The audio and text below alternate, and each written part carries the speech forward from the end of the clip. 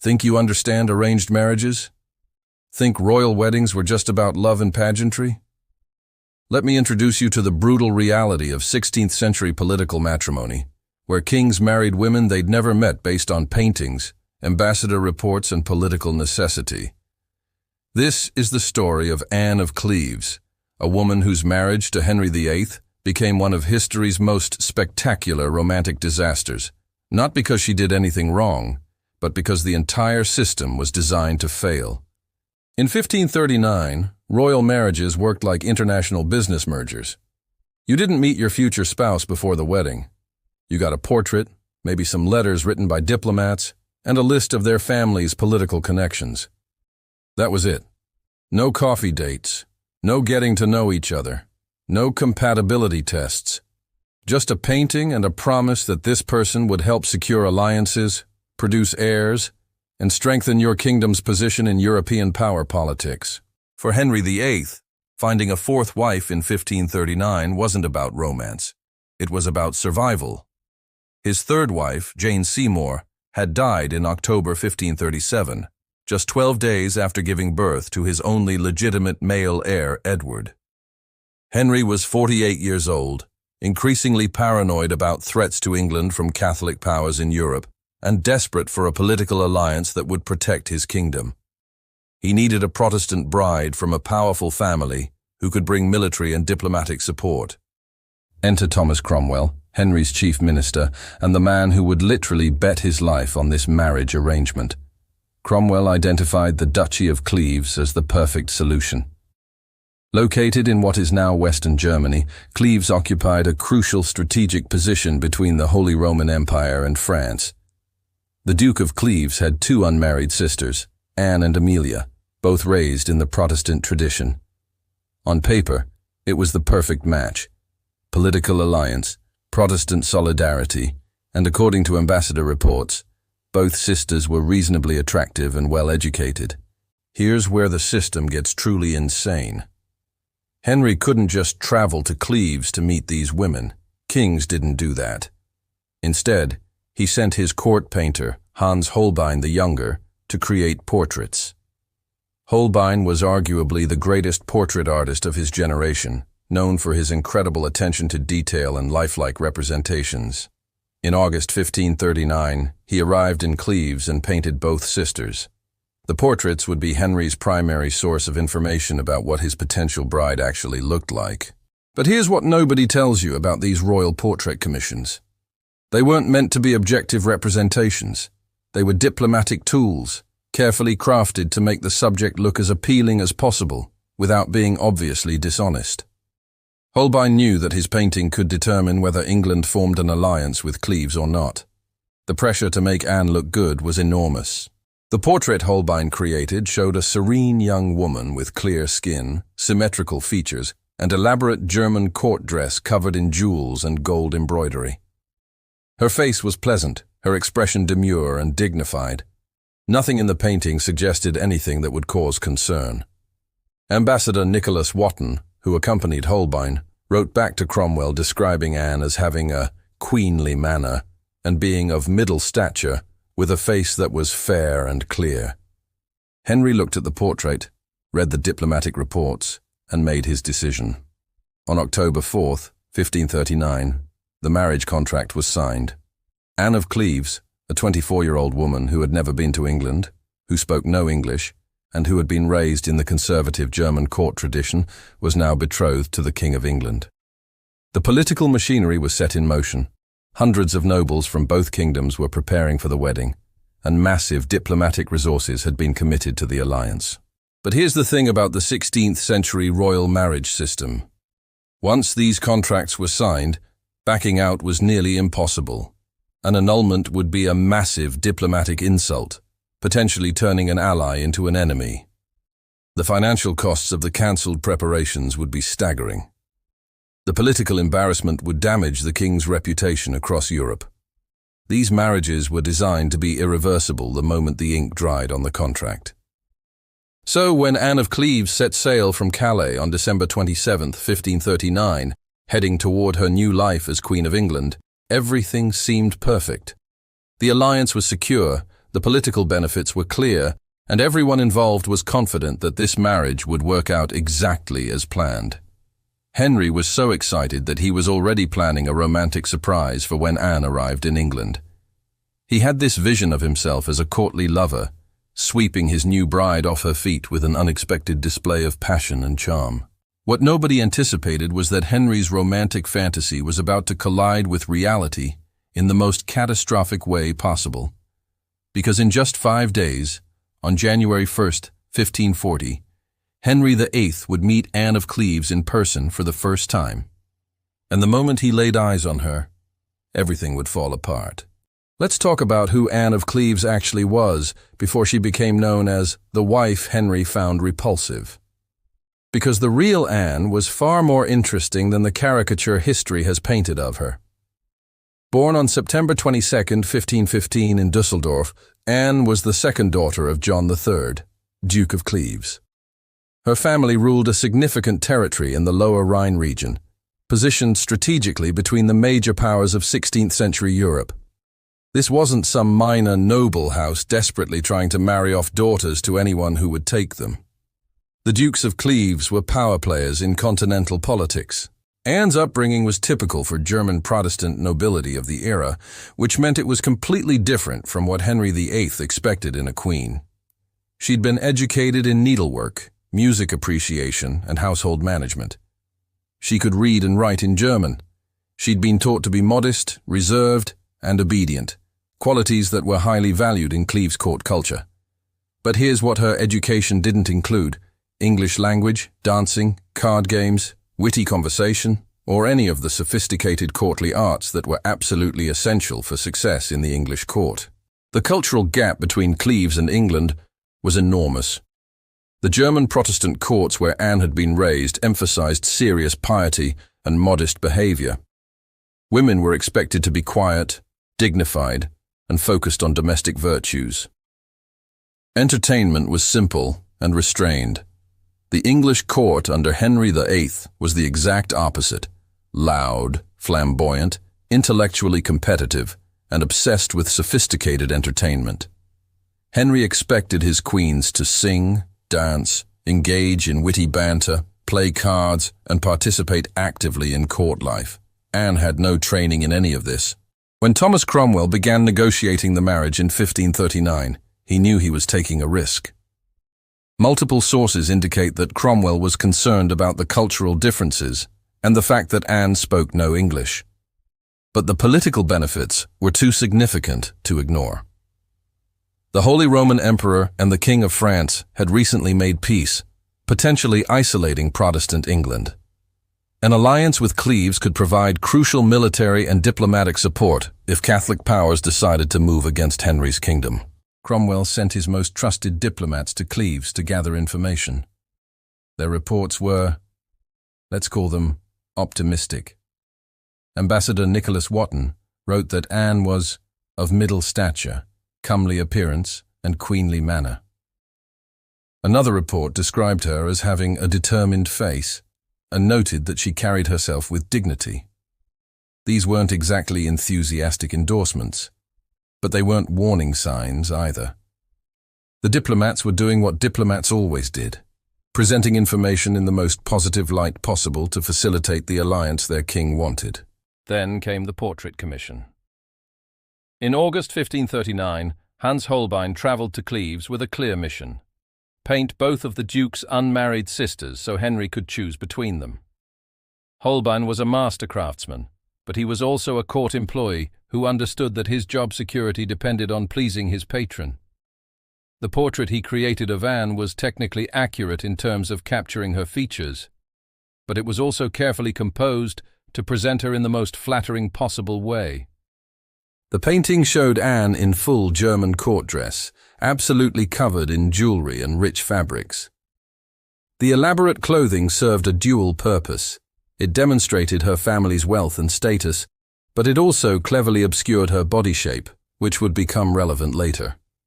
Her face in the portrait appears serene, symmetrical, and pleasant. Holbein captured a woman who looked dignified and queenly, exactly what Henry wanted to see.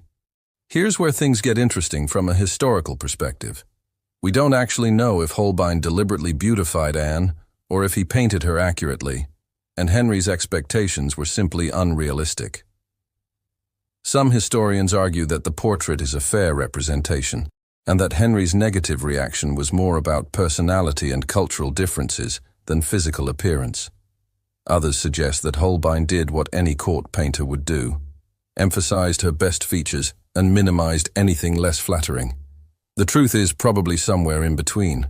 What we do know is that Henry looked at Holbein's portrait and saw exactly what he wanted to see: a Protestant princess who could give him more heirs and bring valuable political alliances. He compared the portraits of Anne and her sister Amelia and chose Anne, possibly because she looked slightly older and therefore more likely to be fertile. The decision was made. On October 4th, 1539, the marriage contract was signed by representatives of both sides. The contract specified that Anne would bring a dowry appropriate to her status, though significantly smaller than what Catherine of Aragon had brought. More importantly, it laid out the political alliance. Cleves and England would support each other militarily and diplomatically. The Duke of Cleves was thrilled. His daughter would be Queen of England, one of the most prestigious positions a woman could hold in 16th century Europe. Anne herself probably had mixed feelings, though we have no record of her personal thoughts from this period. She'd never been to England, spoke none of the language, and knew about Henry's rather concerning marital history. His first wife, Catherine of Aragon, had been cast aside after 24 years of marriage. His second wife, Anne Boleyn, had been executed. His third wife, Jane Seymour, had died in childbirth. Being chosen as Henry's fourth wife was both an incredible honor and a terrifying prospect. But the machinery of royal marriage was now in unstoppable motion. Anne began preparing for her journey to England. Her trousseau was assembled, elaborate gowns in the German style, jewelry, personal items, everything a new queen would need. Her household was selected, German ladies-in-waiting who would accompany her to England and help her navigate this new world. The departure date was set for late December 1539. Thomas Cromwell, meanwhile, was working overtime to ensure everything went perfectly. He'd staked his political career on this marriage. He'd convinced Henry that Anne was the perfect choice. He'd negotiated the alliance. He'd managed all the diplomatic complications. If this marriage succeeded, Cromwell would be more powerful than ever. If it failed, well, failure wasn't an option he wanted to consider. Henry VIII was in a state of excited anticipation. He'd been a widower for over 2 years, and he was genuinely looking forward to this new marriage. Based on the portrait and the diplomatic reports, he'd convinced himself that Anne would be beautiful, charming, and compatible with his tastes. He'd even started planning a romantic gesture for when she arrived. In his mind, he was still the dashing young king who had swept Catherine of Aragon off her feet decades earlier, not the 48-year-old man with a festering leg wound and an increasingly difficult personality. On December 27, 1539, Anne of Cleves and her massive entourage set sail from Calais, which was then an English possession. The journey across the Channel was rough, delayed by winter storms. They landed at Deal on December 27th and began the slow progress toward London. Anne was experiencing England for the first time, the landscape, the people, the language she couldn't understand. Everything was foreign and probably overwhelming. Henry couldn't wait. According to the original plan, he would meet Anne formally when she reached London. But Henry had other ideas. He'd been reading too much courtly romance literature and decided to stage a dramatic surprise. He would disguise himself, travel to Rochester where Anne was resting on her journey, and reveal himself to her in a moment of passionate romance. In his mind, it would be like something out of the chivalric tales he loved. The king in disguise, the beautiful foreign princess, the moment of recognition and instant attraction. What Henry didn't consider was that this plan required Anne to be familiar with English court customs, to understand the concept of the disguised nobleman trope, and to instantly recognize a 48-year-old stranger as her future husband. Anne had none of this context. She'd been raised in a culture where unknown men approaching noble women would be immediately rebuffed, where modest behavior meant not engaging with strangers, where the whole concept of Henry's romantic surprise would seem bizarre and inappropriate. On January 1st, 1540, Henry VIII arrived at Rochester, dressed in a colourful disguise, ready to sweep his new bride off her feet. Anne of Cleves was in her chambers, looking out the window at some bull-baiting happening in the courtyard below, completely unaware that her entire future was about to be decided in the next few minutes.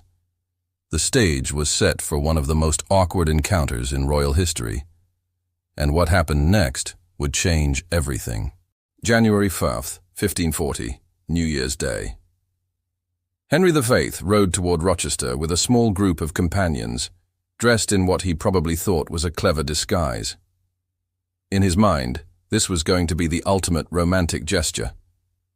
He'd read enough courtly love stories to know how this was supposed to work.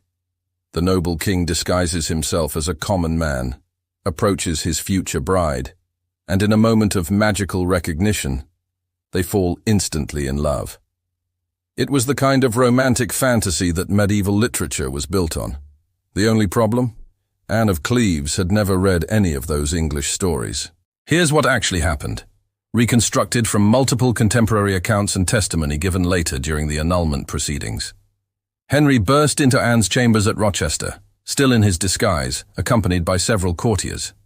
Anne was standing by the window, watching the bull-baiting entertainment that had been arranged in the courtyard below.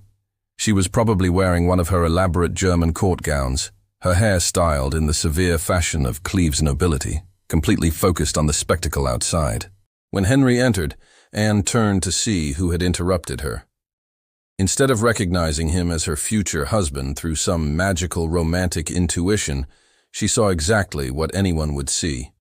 A group of strange men barging into her private chambers without proper announcement. Her reaction was perfectly appropriate for a well-bred German noblewoman. She was startled, confused, and probably a bit annoyed at the intrusion. Henry, expecting instant recognition and perhaps a swoon of romantic excitement, was met with Anne looking at him with complete bewilderment. She had no idea who these men were. Her English was virtually non-existent, so she couldn't understand what they were saying. When Henry tried to kiss her, as was his plan for the grand romantic reveal, Anne recoiled. This wasn't shyness or playing hard to get. This was a proper German princess being approached by what appeared to be a forward stranger, and she responded exactly as she'd been trained to respond, with dignified rejection. Contemporary accounts describe Henry's face changing color. The king stood there, in his ridiculous disguise, having been rejected by his own future bride who didn't recognize him. His companions were mortified. Anne's German attendants were confused and probably starting to panic, wondering if they should intervene or if this was some English custom they didn't understand.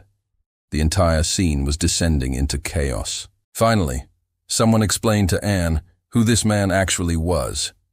Imagine that moment of horrified realization. The stranger you just rejected. That's the King of England, the man you're supposed to marry in 5 days. The most powerful man in the kingdom, whose previous wife he'd had executed just 3.5 years earlier. Anne did what any intelligent person would do in that situation. She immediately dropped into a curtsy and tried to pretend the last few minutes hadn't happened. But the damage was done. Henry had been humiliated in front of his courtiers. His romantic fantasy had collapsed into an awkward disaster. And worse, now that he was actually looking at Anne properly, seeing her in person rather than in Holbein's carefully composed portrait, he was experiencing what we might call expectation versus reality shock. Here's where we need to talk about what Henry actually objected to, based on his own documented complaints. Historical records, including letters Henry wrote to Cromwell and testimony from the annulment proceedings, give us specific details. Henry complained that Anne was taller than he expected, though not unusually tall. He said her skin had an unpleasant odor, though whether this was actual body odor or just unfamiliar Germanic perfumes and cosmetics is unclear. He described her face as less attractive in person than in the portrait, focusing on what he called her heavy features.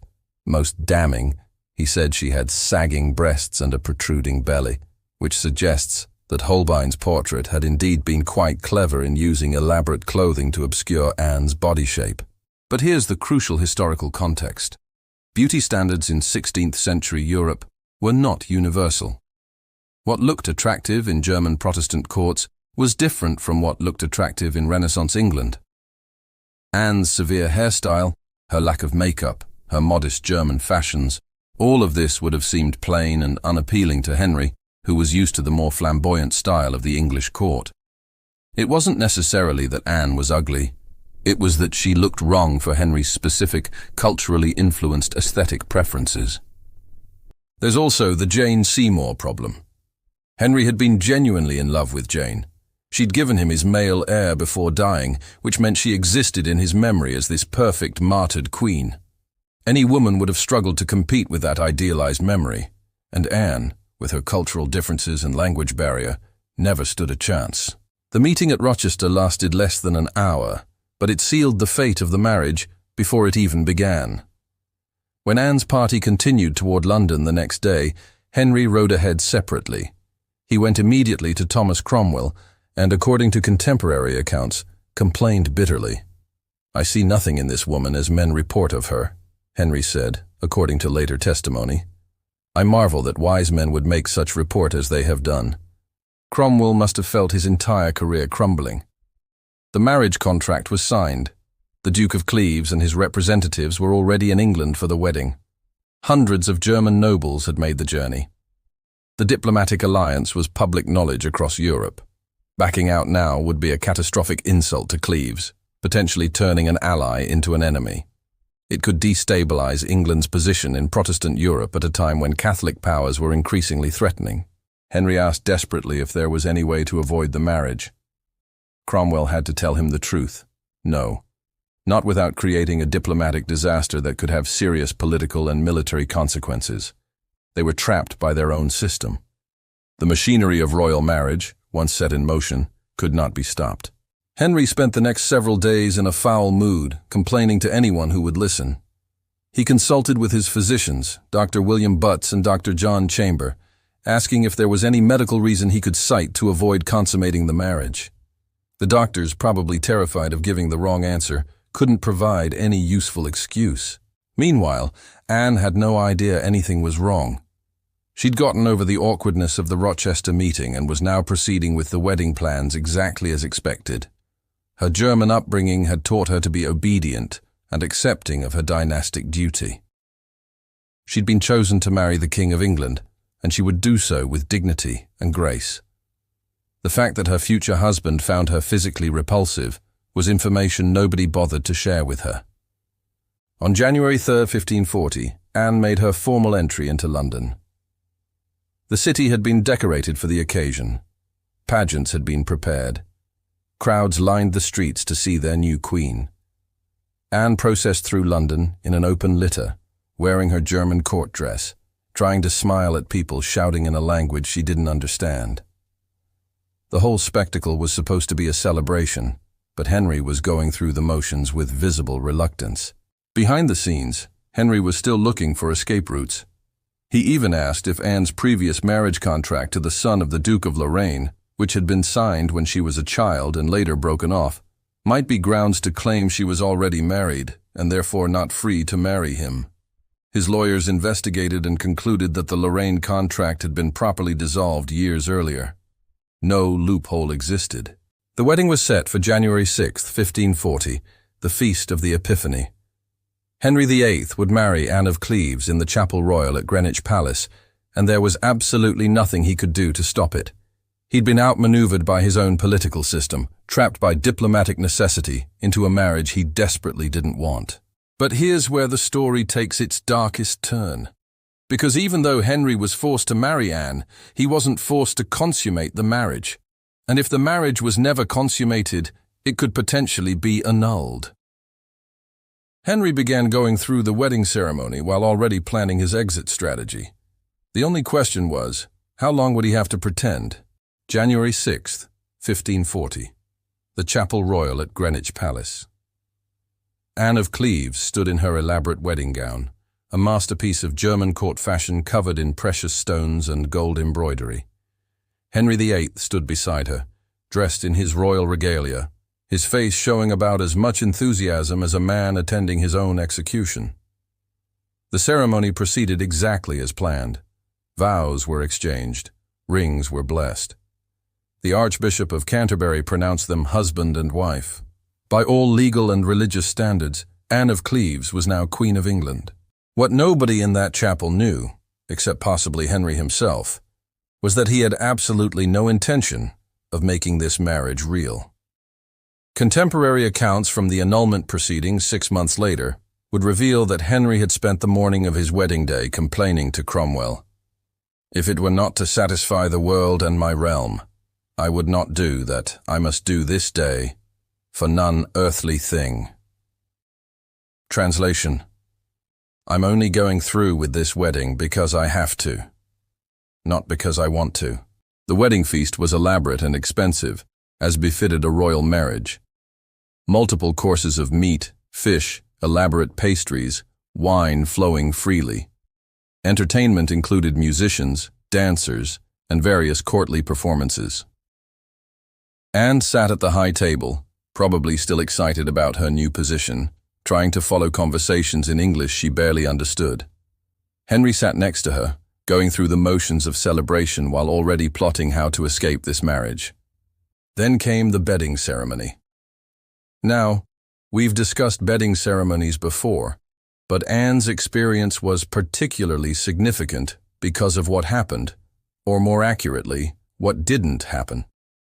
According to the custom of the time, the bride and groom would be escorted to their bedchamber by their respective attendants. The women would prepare Anne, the men would prepare Henry, and then the couple would be blessed in bed before being left alone to consummate the marriage. The ceremony went according to plan. Anne was undressed by her German ladies-in-waiting and placed in the royal bed. Henry was brought in by his gentleman. A priest blessed the marriage bed for fertility, which in retrospect is darkly ironic. Then everyone left, and Henry VIII was alone with his new wife for the first time. What happened in that bedchamber became the subject of intense scrutiny 6 months later during the annulment proceedings. Multiple witnesses gave testimony, and while we obviously don't have video evidence, we can reconstruct the general pattern of events from these depositions. The picture that emerges is both awkward and rather sad. Henry, according to his own later testimony to his physicians, found Anne physically unappealing to the point that he couldn't perform sexually. He complained specifically about her body odor, her physical appearance, and her breasts, saying that he found her so unattractive that he couldn't achieve arousal. Modern historians have speculated about whether this was genuinely about Anne's appearance, or whether Henry's own health issues, including his infected leg wound and possible erectile dysfunction, were the real problem. The truth is probably a combination of factors. But here's where Anne's cultural upbringing becomes crucial to the story. Anne had been raised in a strict German Protestant court where sex education for noblewomen was virtually non-existent. She had no idea what was supposed to happen on a wedding night beyond some vague understanding that it involved sharing a bed. When Henry came to bed, lay down next to her, kissed her goodnight, and then turned away to sleep, Anne apparently thought that was consummation. She had no concept that anything else was supposed to happen. This continued for weeks. Every night, Henry would come to Anne's bedchamber, because not doing so would raise questions and make the marriage's problems public. He would lie next to her, perhaps kiss her, and then go to sleep without any sexual activity. Anne thought this was normal married behavior. Henry knew it meant the marriage could be annulled.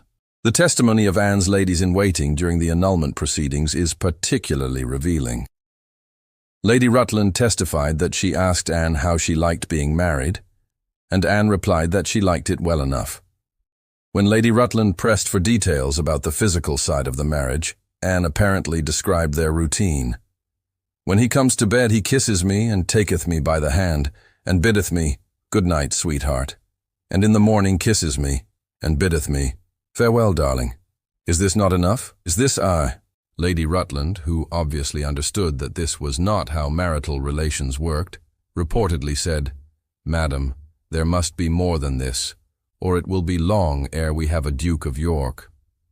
Anne, demonstrating her complete innocence about sexual matters, replied that she was content with what was happening and believed it was sufficient to eventually result in children.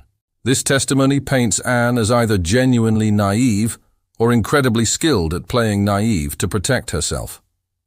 Historians debate which interpretation is correct. Some argue that Anne's sheltered upbringing really did leave her that ignorant about sex. Others suggest that Anne quickly figured out the marriage was failing and deliberately played innocent to avoid being blamed for the lack of consummation. Meanwhile, Henry was consulting with his physicians, Dr. Butts and Dr. Chamber, about his inability to consummate the marriage. According to testimony from the annulment proceedings, Henry told his doctors that he'd tried to have relations with Anne, but found her so unappealing that he couldn't become aroused. He worried that this might indicate a physical problem with him, but the doctors apparently reassured him that it was specific to Anne, not a general issue. How they determined this is unclear and probably involved more wishful thinking than medical science. The really dark part of Henry's testimony is when he told his physicians that he'd experienced nocturnal emissions while lying next to Anne, which he cited as evidence that his reproductive system was working fine, and the problem was definitely her lack of appeal, not his health. The fact that this intimate detail was discussed in court proceedings and recorded for posterity shows just how thorough the annulment process would eventually become. But in those early months of 1540, the marriage limped along. Publicly, everything appeared normal. Anne was crowned queen. She attended court functions. She sat next to Henry at state dinners. She was given a household of attendants, both English and German. Richmond Palace and other properties were assigned to her use. To outside observers, Henry VIII had successfully married a Protestant princess from Cleves, and the political alliance was secure. Privately, Henry was increasingly miserable. He continued going through the motions of the marriage while looking for any possible way out. He had his lawyers review every detail of the marriage contract, looking for loopholes. He investigated whether Anne's previous child betrothal to the Duke of Lorraine's son could somehow be used to claim the current marriage wasn't valid. He even explored whether he could claim that the portrait Holbein had painted constituted fraud in the marriage negotiations. Nothing worked. The marriage was legally solid. The only potential ground for annulment was non-consummation, but using that would require Henry to publicly admit either that he couldn't or wouldn't have sexual relations with his own wife, which was embarrassing for a king who prided himself on his virility. He was trapped in a marriage he hated, sleeping next to a woman he found unattractive, going through the motions of royal life while desperately wanting an escape. And then, in the spring of 1540, Henry's eyes fell upon a young woman at court who would provide that escape. Her name was Catherine Howard. She was pretty, vivacious, flirtatious, everything Anne was not. She was also barely out of her teens, about 19 or 20 years old, young enough to be Henry's daughter. Henry's interest in Catherine Howard gave him motivation to finally address the Anne problem. If he wanted to marry Catherine, he needed to get rid of Anne first. And unlike with Catherine of Aragon and Anne Boleyn, where he'd had to fight the Pope and create a new church to get his annulments and executions, this situation was actually simpler. The marriage to Anne had never been consummated. According to both religious and legal standards of the time, an unconsummated marriage wasn't really a marriage at all. By early summer 1540, Henry had made his decision. The marriage to Anne of Cleves would be annulled. Thomas Cromwell, who had arranged this disastrous match, would be made the scapegoat, and Henry would be free to pursue Catherine Howard, the young woman who had captured his attention and reminded him that he could still feel attracted to someone. All Henry needed was for Anne to cooperate. And here's where the story takes an interesting turn. Because Anne of Cleves, the naive foreign princess who supposedly didn't even understand what consummation meant, was about to demonstrate a level of political intelligence that would save her life and secure her future. She'd been watching what happened to Henry's previous wives. She'd learned from their mistakes. And when Henry's representatives came to her with the annulment proposal, Anne would make a choice that separated her from all the other women in Henry's life. She would agree to everything without a fight. By early summer 1540, Henry VIII had made his decision. The marriage to Anne of Cleves had to end, and it had to end quickly. Catherine Howard was waiting, young and flirtatious, and everything Henry wanted. But Henry had a problem. He needed Anne's cooperation.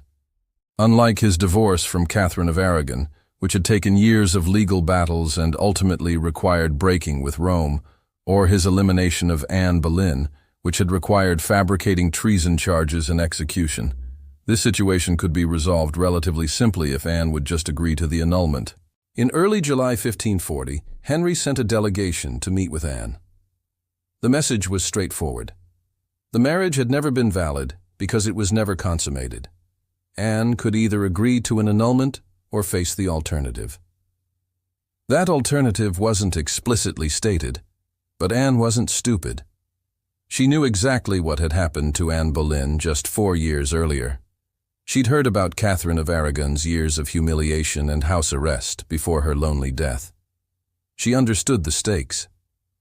Here's where Anne of Cleves demonstrated the intelligence that would ultimately make her the most successful of Henry's wives. She didn't fight. She didn't claim the marriage was valid. She didn't demand her rights as queen. She didn't appeal to her brother, the Duke of Cleves, for military support. She looked at the situation with cold, clear pragmatism and made a calculation. Survival was more valuable than pride. On July 6, 1540, Anne wrote a letter to Henry agreeing to the annulment. The letter still survives in historical records, and it's a masterpiece of strategic submission. Anne acknowledged that upon examination, she agreed the marriage had never been consummated. She expressed no anger, made no accusations, and raised no objections. She humbly submitted to Henry's wisdom and judgment. She even asked if she might remain in England rather than return to Cleves in disgrace. This letter was exactly what Henry needed.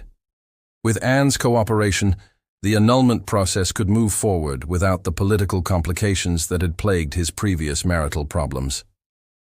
The convocation of clergy was assembled on July 7th, just 1 day after receiving Anne's letter.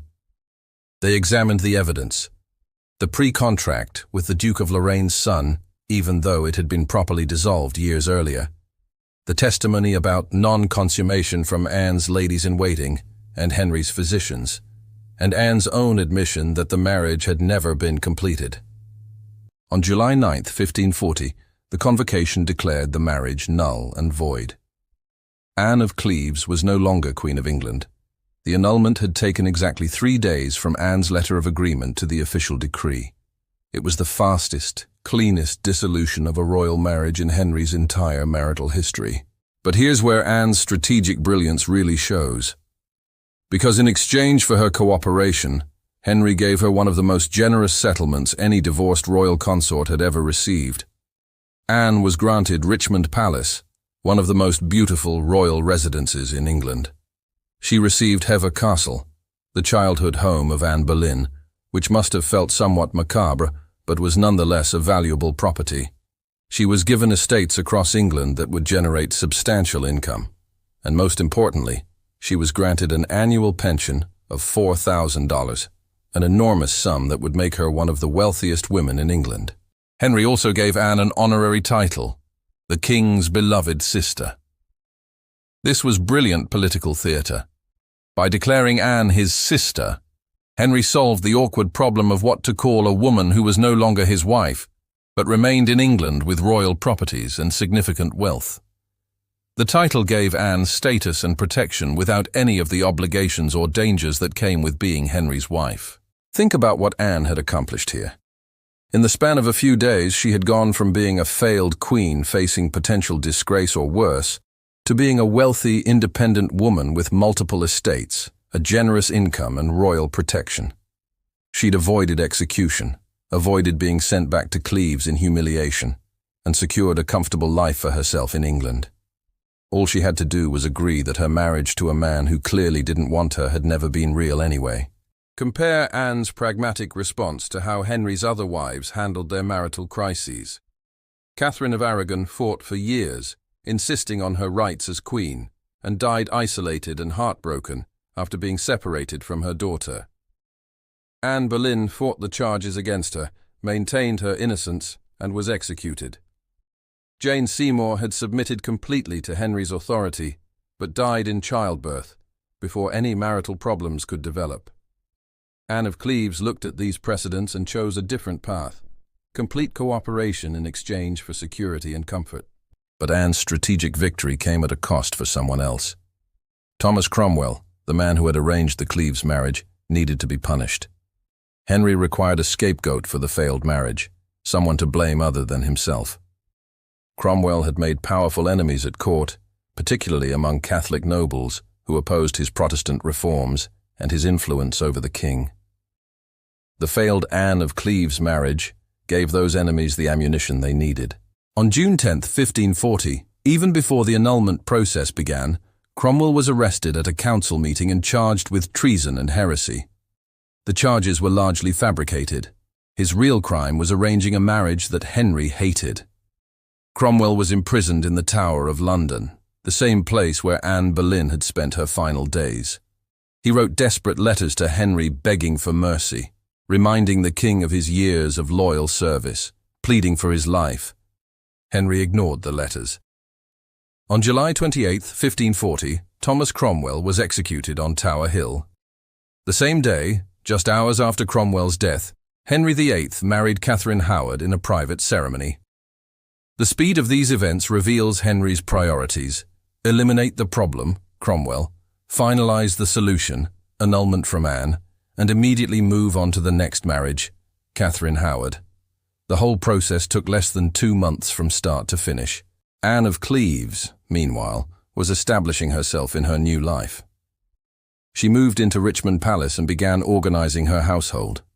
She hired English servants and started learning English more seriously, now that she actually had time to study, without the pressure of being queen. She maintained friendly relationships with many people at court.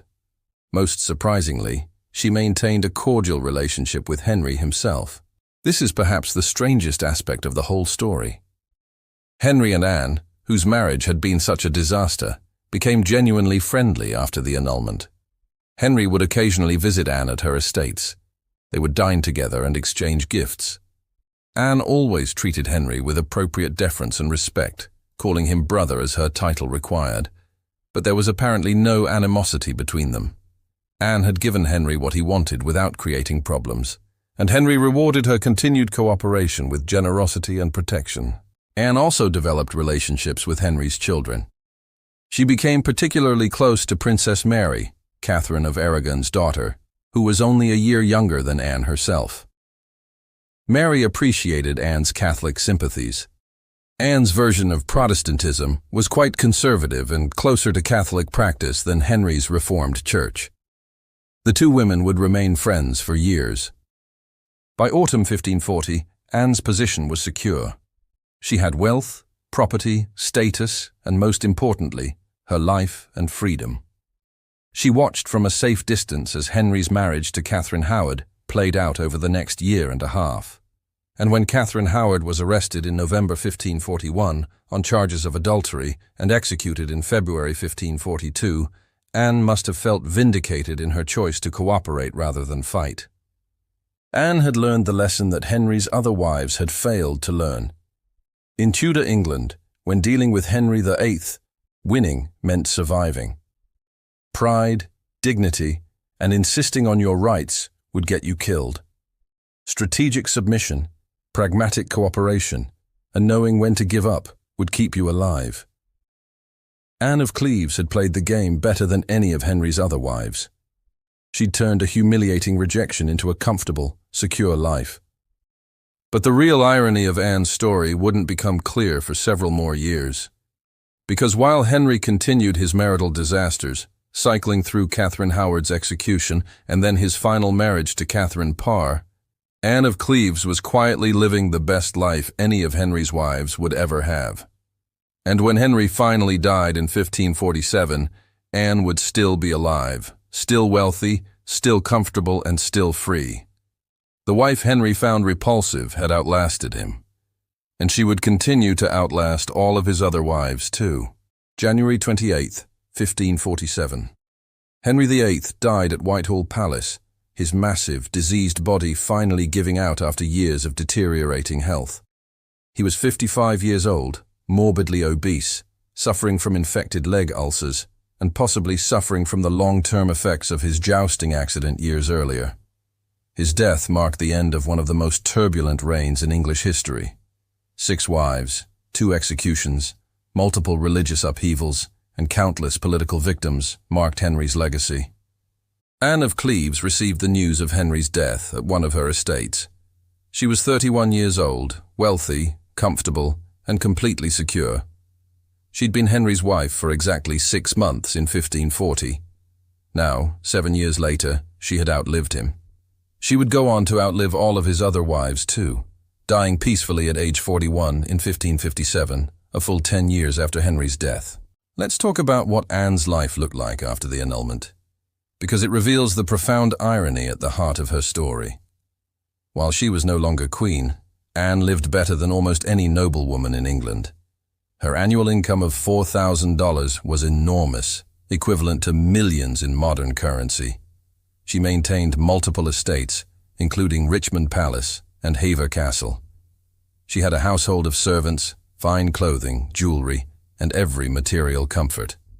She could travel freely, manage her own properties, and make her own decisions about how to spend her time and money. Compare this to the fates of Henry's other wives. Catherine of Aragon spent her final years in increasingly harsh conditions, separated from her daughter Mary, dying alone in 1536 at age 50 after years of humiliation. Anne Boleyn was executed in 1536 at approximately 29 to 35 years old. Her exact birth year is uncertain, accused of crimes she almost certainly didn't commit. Jane Seymour died in 1537 at age 28 or 29 from complications of childbirth, having been queen for barely 18 months. Catherine Howard was executed in 1542 at approximately 21 years old, a teenager killed for alleged adultery. Catherine Parr survived Henry, but died in 1548 at age 36 from complications following the birth of her only child, having endured the stress of being Henry's 6th wife and managing his difficult personality during his declining years. Anne outlived them all. The wife who was supposed to be the failure, the one Henry found so repulsive he couldn't consummate the marriage, ended up being the most successful survivor of Henry's marital catastrophes. The pattern is striking. The wives Henry loved most either died or were executed. The wife he rejected lived the longest and arguably the happiest life. Anne's relationship with Henry's children provides another layer to her story. When Edward VI became king at age 9 in 1547, Anne maintained her position and properties without any problems. Edward's short reign was dominated by Protestant reformers who viewed Anne favorably because of her Protestant background. When Edward died in 1553 and Mary I, Catherine of Aragon's daughter, took the throne, Anne's position actually improved. I remembered that Anne had been kind to her during those difficult years when Mary was declared illegitimate and kept from court. Anne had shown Mary sympathy and friendship when few others dared to, and Mary rewarded that loyalty. Historical records show that Mary invited Anne to court regularly, gave her precedence over most other noblewomen, and treated her with genuine affection. The friendship between Anne and Mary is well documented in contemporary accounts and letters. Anne also had good relations with Princess Elizabeth, Anne Boleyn's daughter, though their relationship was more distant than Anne's friendship with Mary. When Elizabeth eventually became queen in 1558, she would continue to honor Anne's memory and maintain the properties and income that had been granted to her, though Anne would die in 1557, just 1 year before Elizabeth's accession. Anne's life in England was remarkably peaceful and comfortable. She never remarried, which was probably a strategic choice. Remarriage would have meant submitting to another husband's authority and potentially complicating her relationship with the English crown. As the king's beloved sister, she had status, wealth, and independence. Why risk that for a husband who might squander her fortune or treat her badly? Instead, Anne focused on managing her estates, maintaining her household, and enjoying the patronage of arts and music that she'd been interested in since her youth in Cleves. She commissioned works from musicians and artists. She supported religious institutions, donating to both Protestant and Catholic causes, in a way that demonstrated her pragmatic approach to religious politics. She lived quietly but comfortably, avoiding the dangerous intrigue of court life while maintaining friendly relationships with those in power. There's a profound irony in Anne's story that speaks to the twisted nature of power and marriage in Tudor England. Henry VIII married 6 times, searching for the perfect wife, someone who was beautiful enough to attract him, fertile enough to give him heirs, politically useful enough to strengthen his kingdom, and submissive enough to never challenge his authority. He found women who met some of these criteria, but never all of them. Catherine of Aragon was politically valuable and loyal, but couldn't produce a male heir. Anne Boleyn was attractive and intelligent, but too ambitious, and failed to produce sons. Jane Seymour gave him a son, but died before the relationship could become complicated. Catherine Howard was young and pretty, but sexually indiscreet, or at least accused of being so. Catherine Parr was intelligent and capable, but also had the misfortune of outliving Henry and having to deal with his increasingly difficult personality until his death. Anne of Cleves, the wife Henry rejected, the woman he found physically repulsive, ended up being the most successful specifically because Henry didn't want her. She wasn't executed because Henry had no emotional investment in her. She wasn't worked to death by constant pregnancies because the marriage was never consummated. She wasn't forced to navigate Henry's increasingly paranoid and violent mood swings for years because the marriage lasted only 6 months. Her failure as Henry's wife became her success as a survivor.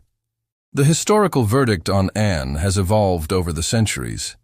Victorian historians often portrayed her as plain and stupid, someone who deserved Henry's rejection. More recent scholarship has rehabilitated her reputation significantly. Modern historians emphasize Anne's intelligence, her political acumen, and her remarkable ability to adapt to an impossible situation. She arrived in England unable to speak the language, married a king who found her repulsive, and was divorced within months. Yet she turned this potential disaster into a comfortable life that lasted another 17 years after Henry's death. Anne's story also reveals something profound about the nature of marriage, power, and survival in the Tudor period. The wives who fought Henry, who insisted on their rights, who tried to maintain dignity in the face of his rejection, paid with their lives or their freedom. Anne, who submitted completely and strategically, who gave Henry what he wanted without complaint, was rewarded with wealth and independence. It's a dark lesson about power dynamics and survival, but it's the lesson Anne learned and used to her advantage. When Anne of Cleves died on July 16, 1557, she was buried in Westminster Abbey with full honors. Her tomb is modest compared to Henry's elaborate monument, but it's located in the south side of the altar, a position of honor. The inscription describes her as a noble lady, Anne of Cleves, sister of the king, not his wife, not his queen, his sister, the title that had protected her for 17 years.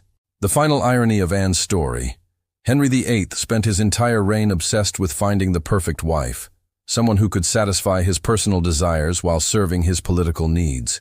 He married 6 times, broke with Rome, executed 2 wives, and caused immeasurable suffering to the women who had the misfortune of attracting his attention.